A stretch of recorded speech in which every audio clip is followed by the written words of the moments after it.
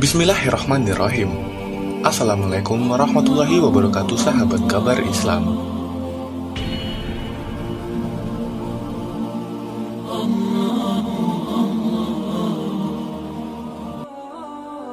Salah satu media yang dipergunakan untuk berzikir adalah tasbih. Benda ini sudah dikenal secara luas, bahkan pada masa sebelum Islam. Di Timur Tengah, tasbih disebut dengan nama subah. Dalam bahasa Sanskerta kuno, tasbih disebut dengan nama jipmala.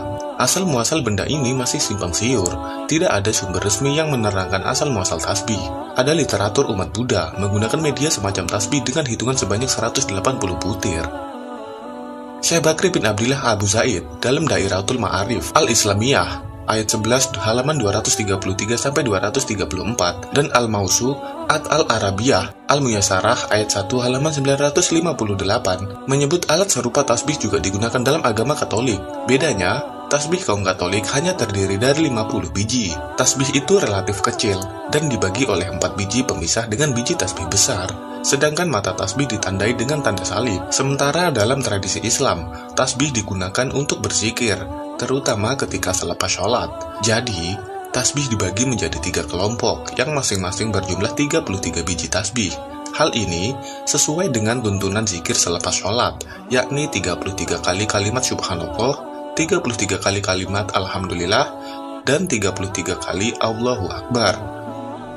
Ulama berbeda pendapat dalam menyikapi penggunaan tasbih. Ada ulama yang memperbolehkan tasbih untuk berzikir, namun ada juga yang menolaknya.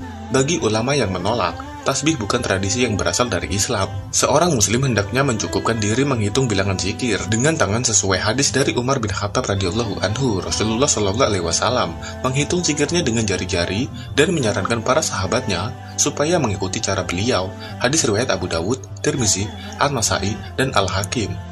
Menggunakan tasbih sebagai alat menghitung zikir juga disebut kelompok yang menolak sebagai perbuatan bid'ah. Sementara kalangan yang membolehkan berpendapat anjuran untuk menghitung zikir dengan jari seperti dalam hadis tersebut bukan berarti mengharamkan cara lain.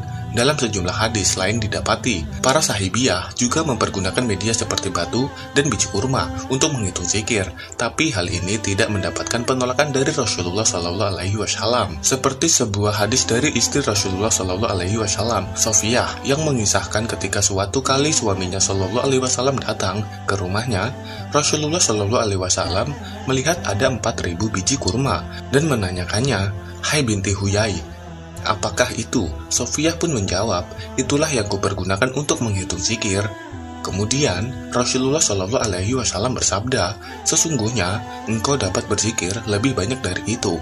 Sofiyah menyahut, "Ya Rasulullah, ajarilah aku." Rasulullah Shallallahu Alaihi Wasallam kemudian bersabda, "Sebutlah Maha Suci Allah sebanyak ciptaannya." Hadis riwayat Tirmizi, Hakim, dan Tabrani. Dari hadis ini, beberapa ulama berpendapat Rasulullah Shallallahu Alaihi Wasallam tidak melarang istrinya Sofiyah menggunakan biji kurma untuk menghitung zikirnya. Malah beliau Shallallahu Alaihi Wasallam memesankan bahwa Sofiyah bisa berzikir lebih banyak dari itu. Sahabat lain seperti Abu Hurairah radhiyallahu anhu juga mempergunakan media lain untuk berzikir, seperti diriwayatkan Abu Dawud.